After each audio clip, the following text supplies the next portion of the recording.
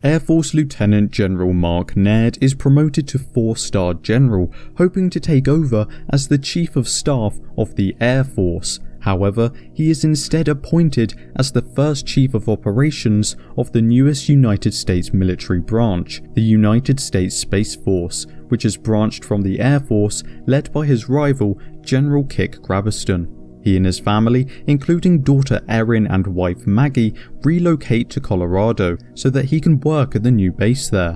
1 year later, the Space Force is about to launch a new satellite called Epsilon 6 into orbit. Against the advice of scientist Dr. Adrian Mallory, Mark orders its launch, with it successfully reaching orbit. Erin is not a fan of her new home, and Maggie is now in prison. Later that night, as Mark and Adrian celebrate, Mark, observing Epsilon 6 through a telescope, notices a Chinese spacecraft intentionally clip the solar panels, putting Epsilon 6 in jeopardy.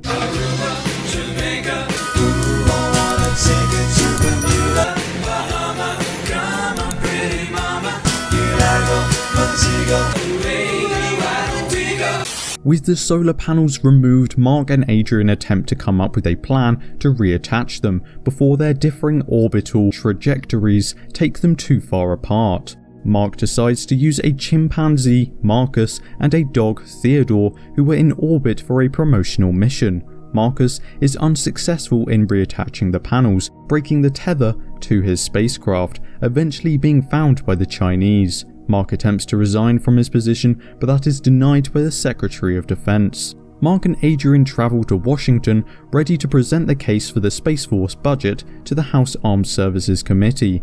Erin is suspended from school and hoping to go to Washington also, but has Angela watch her for the day instead. Mark requests an increased Space Force budget before Congress, with Grabaston attempting to convince Adrian to betray Mark and have the Air Force reabsorb Space Force. Adrian steps in to help Mark, arguing for the scientific advancements that space exploration offers. Satisfied by their answers, the committee dismisses the Space Force representatives from the hearing.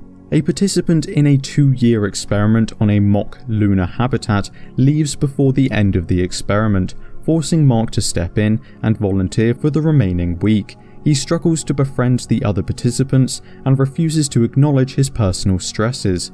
Erin attempts to throw a party meanwhile, but no one shows up, visiting Maggie in prison, who tells her that her father is struggling and needs her support. Flotus designs new Space Force uniforms, encouraged by Tawny, who's in charge of media relations. Despite objections from Brad, Mark's second in command. Mark, stubbornly going for a run, passes out and is rescued by the crew, whom he finally connects with. With the experiment over, Mark returns home, not before ensuring the new uniforms are gotten rid of. The Space Force and the Air Force compete in space flag, an exercise focused on lunar combat. Each team is equipped with powered exoskeleton prototypes to test their effectiveness in recovering equipment from a dead spaceman. Adrian isn't happy with the exercise as it violates the morals of space travel. Mark accuses Adrian of selecting the wrong suits as they offer limited mobility, sabotaging his team. The Air Force team, led by Grabaston, defeats all the Space Force team except Mark. However, Adrian interferes with the Air Force exoskeletons, allowing Mark to defeat the remaining team and win the exercise for the Space Force. Check out this timeline video on Boba Fett, or perhaps what if The Amazing Spider-Man 3 had happened, or maybe this video on who actually owns the rights to Spider-Man. Mark is planning on visiting Maggie in prison, but is interrupted when India launches a rocket that appears to use stolen US tech. Suspecting there is a spy present in Space Force, Mark organizes a search. After working out that Chan, Kelly and Bobby are not spies, he suspects that Adrian is the spy after finding he'd sent an encrypted email. Mark decrypts the file to find a video that Adrian had sent to Jerome, one of the lunar habitat participants, to express his love. Following this, Mark receives a call from the Secretary of Defense, who explains there was no spy. India had developed the technology on its own. The President orders Space Force to use the rocket fuel needed from Edison James, a successful tech entrepreneur. However, Tony discovers that the fuel will not work as planned, with Mark covertly changing it for the launch of the Prospector satellite, with James's company still getting the credit. In return, he requests she informs the president that Space Force does not need the help of any private companies in future. Once established in a lunar orbit, the Prospector satellite returns images from the surface, revealing a Chinese base on the moon. Mark and Erin go to the prison to visit Maggie. Mark has some alone time with Maggie, whilst Erin speaks with some of the inmates about her mother. Maggie tells Mark that she would like for them to have an open marriage, as they are barely able to see each other anymore. Disappointed with this news, Mark flies home, accidentally leaving Erin at the prison. Meanwhile, Chan and Angela form a friendship, and Adrian, Tony and Brad search for candidates to work on the upcoming lunar habitat. The Space Force 1 rocket carrying the habitat and crew achieves liftoff and orbit. However, the Chinese establish Space Force 1's landing site as a territory of scientific research.